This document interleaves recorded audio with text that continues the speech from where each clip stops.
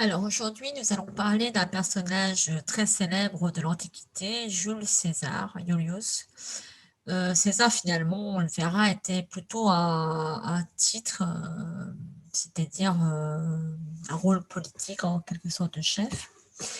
Et évidemment, c'est un personnage important parce que si vous demandez à n'importe quel quidam quel personnage il connaît de l'Antiquité, surtout de la Rome antique, il vous dira Jules César. Alors pourquoi il est si important? Nous allons voir que c'est lui finalement qui va faire la transition entre la République et l'Empire.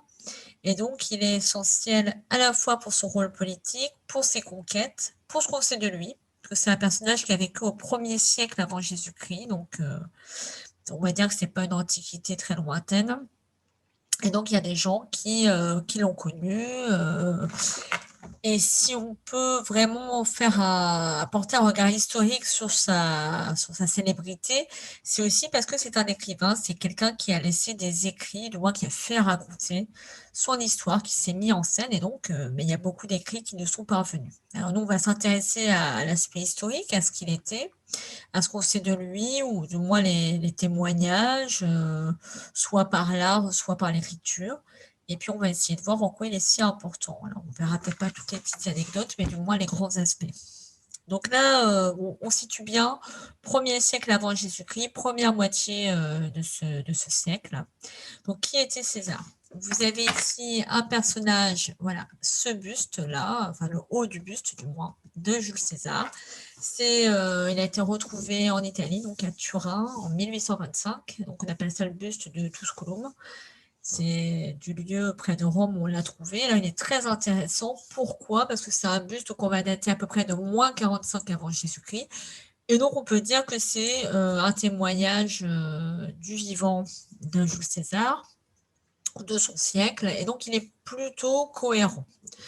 Cette première question à laquelle vous devez répondre, c'est de décrire le buste et surtout décrire, pas pour décrire, mais quelle image est donnée par ce buste que vous voyez là sous vos yeux.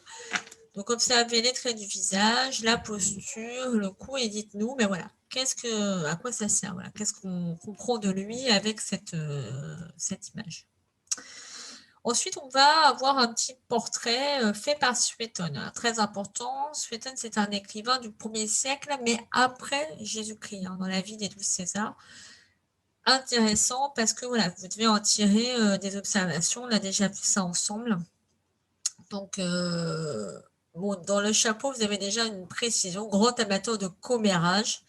Ça, c'est plutôt pas mal. C'est là qu'il aime bien nous raconter des anecdotes, des petites choses sur la vie des gens célèbres.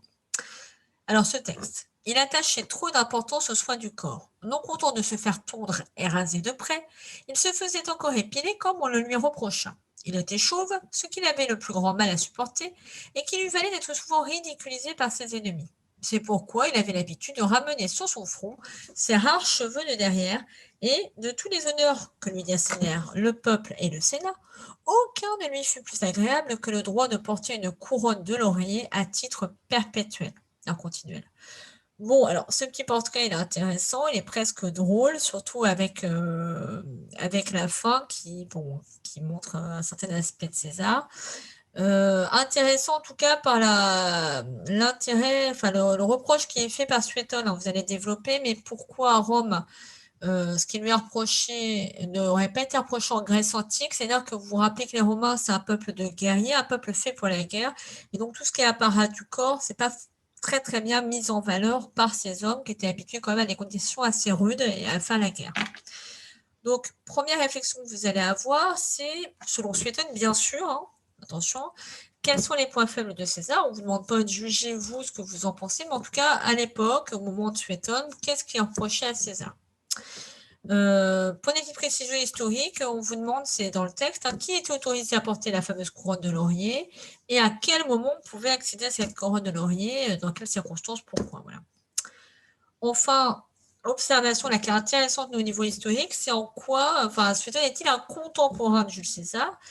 Et bien du coup, est-ce que son témoignage, là, par rapport à ce que vous voyez, par rapport à peut-être la différence d'époque, est-ce que le témoignage peut être objectif, hein, au contraire du est-ce qu'il est vraiment objectif? Est-ce qu'il est plutôt subjectif? Qu'est-ce que Suétone veut mettre derrière, qu'est-ce qu'il veut nous donner à voir ou à lire. À vous de répondre à cette question. On a également d'autres documents de César. Regardez, voilà, on a cette représentation qui est célèbre à travers le monde, hein, je dirais.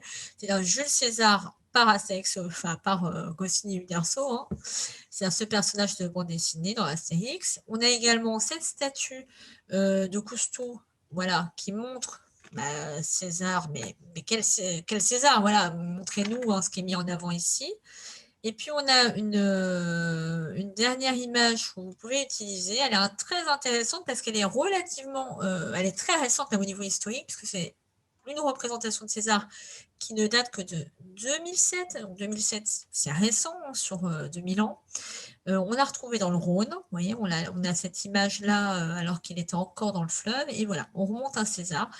Très intéressant parce que il est daté à peu près aussi de 45 avant Jésus-Christ. Donc, voilà, on en fait un buste contemporain de l'époque de César, du moins à peu près à la même époque que Tusculum. Nous, ce qui nous intéresse, c'est de voir, là, ce que vous allez faire, c'est quelle différence, quelle ressemblance entre les deux, et peut-être tirer des lignes communes hein, qui pourraient presque être assurées. À quoi ressemblait Jules César? Voilà, c'est le petit compte rendu que je vous demande de faire sur ces éléments. Voilà, je vous demande de répondre à ces questions et vous pouvez répondre évidemment sur votre cahier. C'est ce que j'attends de vous, bien sûr, et de coller cette page d'analyse. Alors, soyez dans l'analyse, soyez dans la réflexion. On observe les documents qu'on a d'époque. On peut se dire, attention, est-ce que c'est contemporain ou pas? C'est ça qui nous intéresse. Et en fonction, quelles leçons on peut tirer? Est-ce qu'on voit à travers les yeux de quelqu'un? Est-ce qu'on est finalement dans un point de vue interne? Ou est-ce on essaie d'être le plus objectif possible? Qu'est-ce qu'on peut savoir de lui? Et là, c'est souvent en comparant les sources. Donc, on aura peut-être quelque chose d'intéressant sur le portrait. Bon courage à tous.